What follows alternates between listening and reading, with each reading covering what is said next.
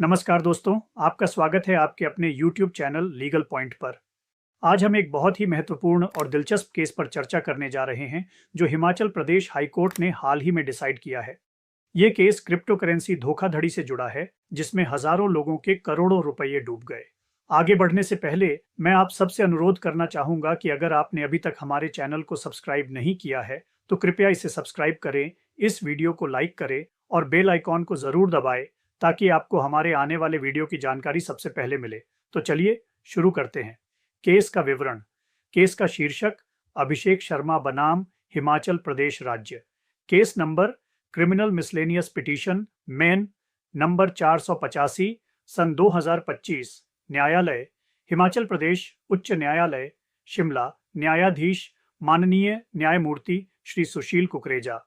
निर्णय की तिथि 8 अगस्त 2025। यह मामला एक बहुत बड़े क्रिप्टो करेंसी घोटाले से संबंधित है। याचिकाकर्ता अभिषेक शर्मा इस मामले में एक आरोपी है और उसने नियमित जमानत के लिए उच्च न्यायालय में याचिका दायर की थी। मामले की शुरुआत एक लिखित शिकायत से हुई, जो श्री अरुण सिंह गुलेरिया ने 24 सितंबर 2023 को पुलिस स्टेशन पालमपुर, जिला कांगड़ा में दर्ज कराई थी। शिकायत में आरोप लगाया गया था कि सुभाष शर्मा, हेमराज, सुखदेव, याचिकाकर्ता अभिषेक शर्मा और मिलन गर्ग सहित कई लोगों ने क्रिप्टो करेंसी से संबंधित धोखाधड़ी की गतिविधियों को अंजाम दिया। इन लोगों ने वॉस्क्रो www.wascro.io और हाइपनेक्स्ट जैसी वेबसाइटों के माध्यम से आम जनता को धोखा दिया। उन्होंने लोगों से वादा किया कि उनका पैसा दोगुना हो जाएगा और शुरुआत में कुछ लोगों को उनके निवेश पर पैसा वापस भी मिला, जिससे और भी बहुत से लोगों ने इसमें निवेश कर दिया। शिकायतकर्ता और उसके साथियों को कुल मिलाकर 18 करोड़ रुपए का नुकसान हुआ। जांच के दौरान एक विशेष जांच दल एसआईटी का गठन किया गया, जिसने पाया कि यह एक बहुत बड़ा घोटाला था। जांच से पता चला कि याचिकाकर्ता अभिषेक शर्मा की इस धोखाधड़ी में एक महत्वपूर्ण भूमिका थी।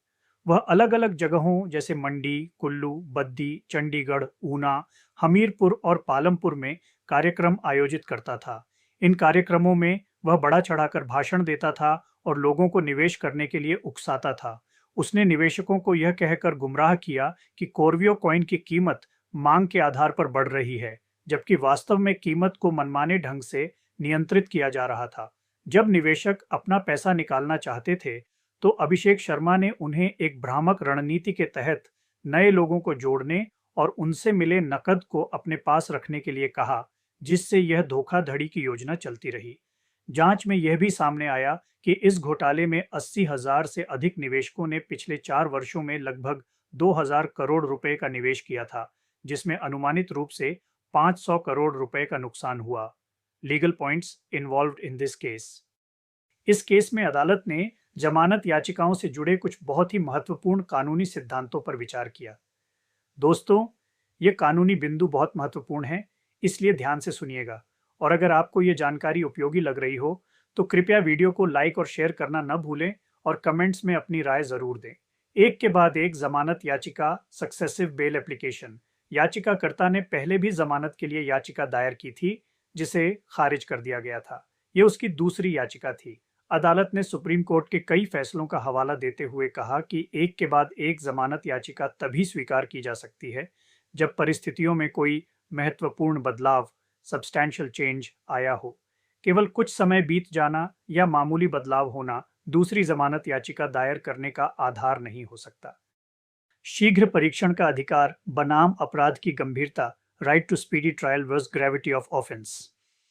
याचिकाकर्ता के वकील ने दलील दी कि याचिकाकर्ता 28 अक्टूबर 2023 से हिरासत में है और मुकदमे में देरी उसके शीघ्र परीक्षण के अधिकार का उल्लंघन है।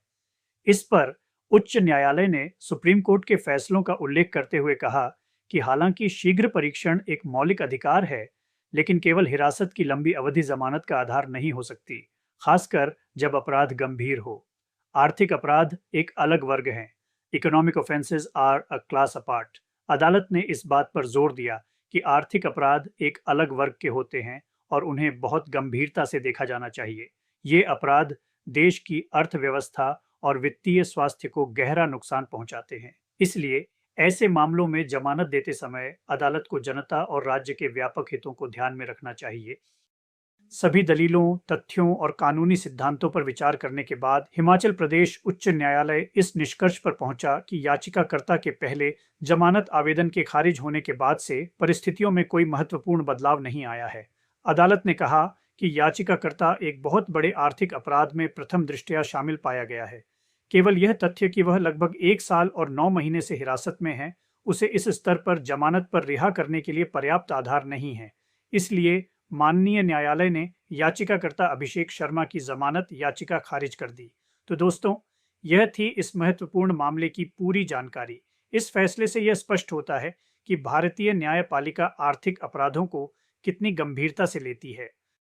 उम्मीद है आपको यह वीडियो पसंद आया होगा। कृपया इस वीडियो को अपने दोस्तों और परिवार के साथ शेयर करें ताकि वे भी इस तरह के घोटालों से सावधान रहें। आपके कोई भी प्रश्न या सुझाव हों तो नीचे कमेंट बॉक्स में जरूर लिखें। लीगल पॉइंट चैनल को सब्सक्राइब करने के लिए आपका बहुत बहुत धन्यवाद। मिलते हैं अगले वीडियो में एक नए कानूनी मामले के साथ। धन्यवाद।